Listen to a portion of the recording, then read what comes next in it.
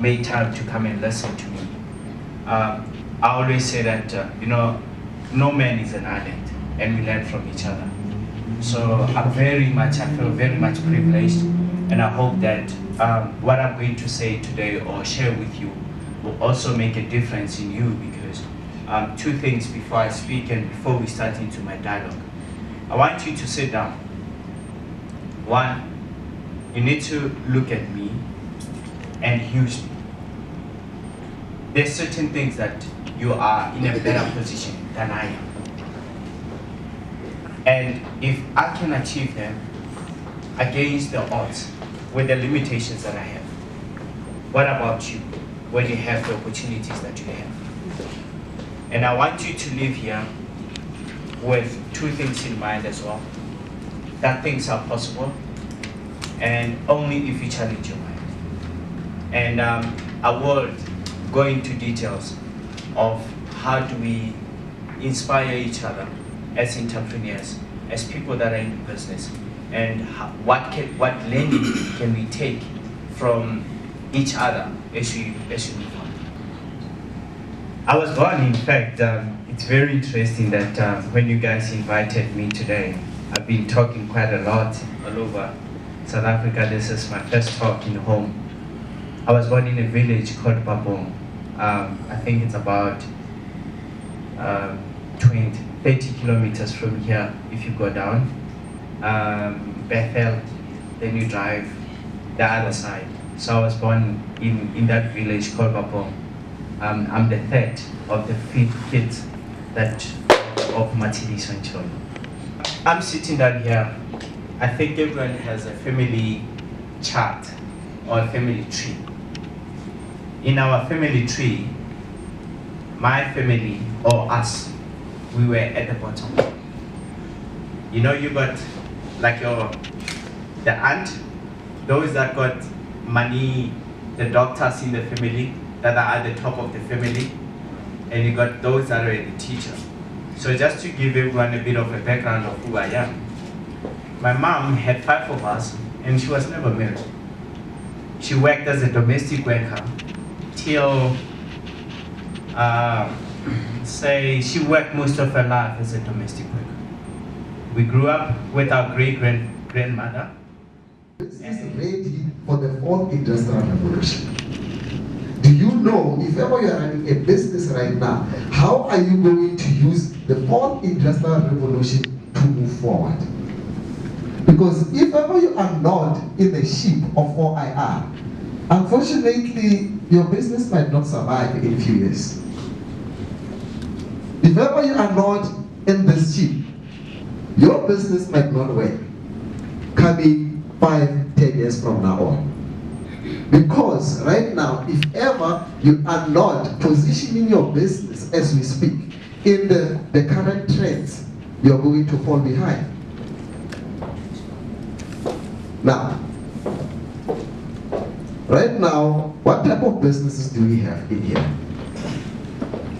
What type of businesses do you have? Your business? It's okay. No problem. Me, I'm a musician and I'm composer, a songwriter, and I have a stable, and then Naki Duraka sound engineering and mastering. And how are you leveraging for IR? Okay. Na ki bitla mo fa na intlo go benefit ka gore basically gore re kgona go rekisa our music to be able to reach a greater fan base, for people to know about us and our music, and to always stay relevant. We need that. What other business do we have in here? Talk to me, guys. Well, I'm into IT. I'm a software developer. And obviously looking into automation, like you said, artificial intelligence and Internet of Things. Like, I'm from Luxembourg, but I'm trying to push it more northwest so that, yeah, we don't have to go outside. If I go to a car wash and it doesn't have a networking spot, and I am sitting there, that is a waste of my time. I could be making money. I am sitting here waiting for a car to be washed, and I'm doing nothing. That is where the business consultant must be coming in. Business consultant must be saying, let's go to a designer. Designer, we need you to design this app for me. So as anybody can be able to download this app, when they come to Mahikeng, they can just go to the app. 1, book for a car wash. 2, look at the services that I'm sitting with within this car wash. 3, make sure that I can be able to locate networks within this app. You see that you have managed to broaden up your scale. So when that person comes, already there's a booking, there is everything within this app that you are sitting with. Because you managed to use the business developer and the designer to make sure that your business it is growing. Collaborations are key. And if we don't learn to do that, I'm telling you our business are not going to survive. Then I can tell you right now. If you think that I'm going to go alone, it's going to be a serious problem. When you go back, go to the internet and then type 4th Industrial Revolution and then type new businesses, or just go to IDC. Just go to the IDC website and then check the new pipeline of the business that are coming, and then be part of those new businesses. Everyone is calling you a doctor, but you dropped, and for me was, let me find something that I'm going to do. So when I was a waiter, I could tell you one thing: I was one of the best waiters, and those things. I got a learning. You see, my granny was one of those things where you do everything you have to do it best. You know, so has taught us the very simple principle that I took on throughout my life. That regardless of the limitations that we had to be our best. So I was a waiter. I was just not being a waiter. When there was no chef in the front, when there was no customers in front, I would go to the back and come in and try to learn what the chef was. And for me, I was giving it my best.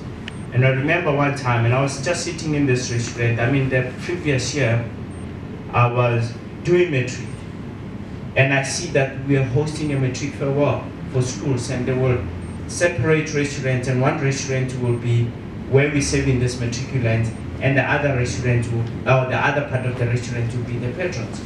And I just felt discomfort because we kept on telling them that they need to lower their voice and so forth. And I felt discomfort.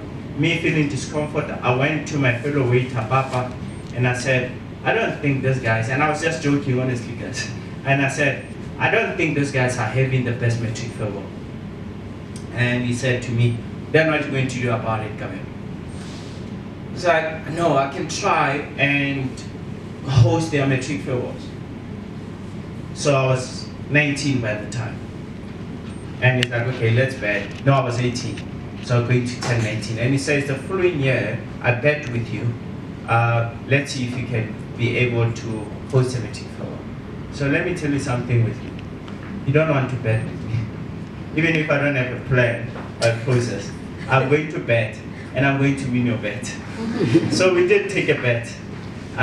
The following year, I still remember, it was August, and he comes to me, I had no plan. He comes to me and he says to me, Kabelo, are you aware that, in fact, one school has already came to inquire about us in the restaurant hosting a matric farewell? It's like, okay. And I was like, it can't be. It's like, no, they came today and we had a bet that you're going to be hosting them. I served the table that night. The only money that I had was the table tipped me 350 rand. And with the 350, at the end of the shift, I had no plan. And I said to everyone in the restaurant, I said, I'm quitting today. I bet with him, and I need to pursue what I think it will. Interesting enough, when I quit, yes, I developed the chicken pox. I forgot that there's a rent month end. I was chased out of the place I was staying at. I squatted. I took the money, printed leaflets as a company profile. For about a period of 2 months, I had nowhere to live. I had nowhere to sleep. I had no accommodations of my own. And what was worse was, I had a chicken pox. Just for me to say this, I would like saying this with the part of my career as an entrepreneur. Before you start anything, there's never gonna be a perfect time. You find people whereby they're like, no, I'm waiting for a perfect time, I'm waiting for this. I can't take the risk now. And I did, and I'm happy. I could have been a waiter probably till now. I did. 2 months I had no place to stay, I had only 350. My mind was fighting with my heart. My mind was saying, you made the biggest mistake ever. Look at you. I had to go knock. I was sleeping in different rooms, you knock at this one, they got their girlfriend in, they don't want to open for you. So you go somewhere, you make a friend with the security. So you can imagine what was I going through. Can I tell you something? 3 months after that process, I went to all the schools. I charged one school 25,000 rand. I'm 19 years old, and I had 4 schools. That's how I first made my first 100,000. But it came at a pay. And thereafter, I was like, wow, there's something about me. If people can trust me with the whole school, not 1, but 4 schools at the age of 19, and I have made 100,000 rand, then there's something about me. What it did, it actually gave me a confidence. There's also the pain that I always tell entrepreneurs to say, there's never a good time. There's never a good time for you to start your journey. There's never a good time for you to go after your dream. And your mind will always come back to you and say, all right, but what's there? Have I not? I was never going to have tasted 100,090. And that's what made me really be able to make money, because of when I was 19, I made a bet with myself. I was like, if I'm 19, I made 100,000 rand. Then when I'm 30, how much can I make? When I'm 40, what can I make? And just that bold step. And imagine if I didn't even bet with my fellow waiter for me to make that step. Where would I be? Probably I would be or something. And I don't know, because there was no plan for us after that. So I started working on that club, promoting it. This lady comes to me and says, you're quite an energetic man at the age of 24. You're quite an energetic man. I'm like, yes. Says, I'm having a challenge on accessing the market of Soweto. It's like, what do you mean? It's like, no, I mean, I got a marketing agency, need to go to Soweto and whatnot, we launching some product. It was always our trouble. And they gave me a task. Guys, after a week, I invoiced 50,000. In fact, it was a PO to my mentor, Michelle Combre. I did such a good job that the owner of the company, the agency, wanted to see me, to say, we've been struggling to get into Soweto. Who's this young man who actually just been able to deliver this? So I got to his office, I got to her office, and says that I wanted to find out about it. Me, I just made 50,000 rand at the age of 24. My peers were working at call centers. Those that I actually left at medical school, they're still studying. And I made a bet with myself and says, man, I dropped out from medical school. If I'm going to see you being a doctor, I'm not gonna turn around. We need to be on the same path. If I'm not here, you should be here. You see, I made a bet. That's me, that's my motivation, so that I don't quit. And this is one of the things that I always say with entrepreneurs. We don't have that betting spirit, or we don't have that motivating spirit within us. We just wake up, leave, go to school, finish your degree, start your business. You don't want to see your business surviving anything. It took me, I had only one business till it was successful. I've never opened another business till your self-management was successful, and I started opening up another business. And for me, it was very simple. I need to make it work. That was my own motivation, and something that we lack as entrepreneurs or people that sit. It's because of we don't have that not dying spirit of making ourselves get somewhere now. And little we don't even have that spirit of trying to start at the bottom. So I did that, one business. I meet her, she just gave me a project with about 50,000 rand a week. So what does it do? Where I'm coming from, my background, it's changing everything. At 24, I'm also not naive to look at my environment. You know, at 24, I bought Mercedes-Benz C-Class. My family couldn't believe it. I bought myself a car when it came to, in fact, they stole my Golf, and when I bought myself, and this is for me to motivate myself to move forward. I took my mom from the squatter camp where she was staying. I had to get a house. You know, there were other things that were beyond me that were pushing me. You know, so if you rely on your own, you're going to quit. If you rely on money, that you want to make something because of you want to get money, you're going to quit. Because of, let me tell you, till today, there gets a time where you know that there's something that is called a cash flow. It's not too good for the project, like I told you, I'm going to prove you wrong. You say I'm going to be a failure, give me time, I'm going to prove you wrong. You know, that's me. And I developed that spirit by just being competitive.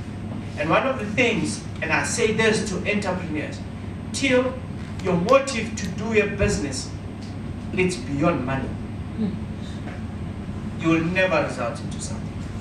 You're going to be a tenderpreneur, where today you're doing stationery, tomorrow you're doing catering, the other day you will never go to the opportunity where you sit here and you've been regarded as one of the expertise, one within your industry. Because what industry are you at?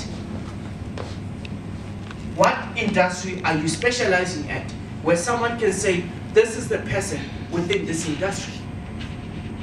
What is that DNA about your business? We don't have that. Because we've been moved by money, we've been moved.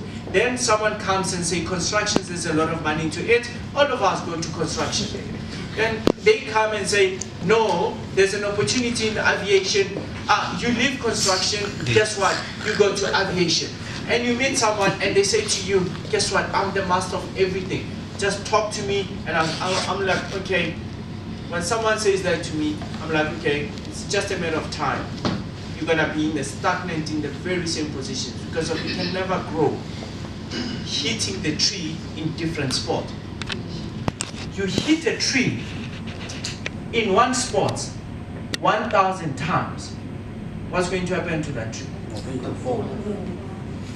What we do, we hit the tree in different spots, and we're expecting the tree to fall. Bryanston, Donald Trump. And the only reasons I've read those books was I need to get into their mind. What moved them? You cannot be an entrepreneur and you're not reading at all. That's one. Second, my business has grown and I've had lots of entrepreneurs, and I could be sitting down and say, guys, what's the point of me going to school? I'm finishing my MBA. Do you know why? It was very important for me to understand how to do the business where I could leave a legacy behind the business. So gone are the days where when you're starting to make money, now you're thinking schools is not important, books are not important. We can never go anywhere without thinking about a book. You know, one, anything that you are working on, if you have to start with research. You have to research, come with depth, come with content, and that on its own, I would say to you, that's where as entrepreneurs, that's where as young people, especially black people, we need to invest on in reading and study. And again, how do you get into a nail business? You don't even know how is the nail business that is doing well. What was their blueprint? And those case studies, they are available with internet, with cell phones and whatnot. Take time on understanding your industry to a level whereby the core big business that is within it you know what is making them who they are. Second was, there's no difference between a business and a person. Someone asked me, who is Kabelo? And I said to them, I forgot how it's like to be Kabelo. One, into my own Facebook post, I can't post anything I want. You know, I feel there's certain things I want to really express myself. I can't.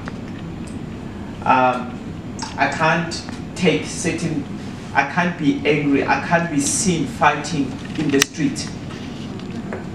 I walk out, I was in Cape Town and someone bumped into the car and he was drunk and he poked at me.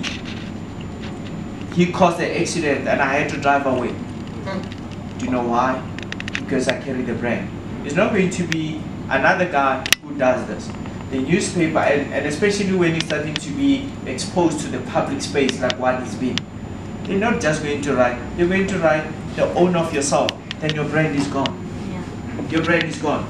I would love to like be there or be seen in the club and doing all of those things. I can't. And that's what I said, that when you choose this entrepreneurship things, you lose your own self. You lose your own self. I hardly spend weekend with my own family. It's all about work. For the very same offices that I'm telling you about, it's all about traveling. I'm here today while I could be with them. You know, so you somehow become like a reverend, for a lack of better words. You lose yourself as part of being in entrepreneurship. So it's not something that you visit on Monday and on Sunday you are not. Every single day where you are, your conduct, your ethics, they have to follow you. So you are not an entrepreneur today, but later you are something else. You understand? I'm looking at you, and tomorrow you're gonna come to the office to try to do a deal. And entrepreneurship, it's a lifestyle. It's not a career. You go with it wherever you go. And as an entrepreneur, this is what I always say this, guys. Don't build. And fairness is very important. Don't build your house in the foundation, and your foundation is the grave of other people. If we can all go up, why not?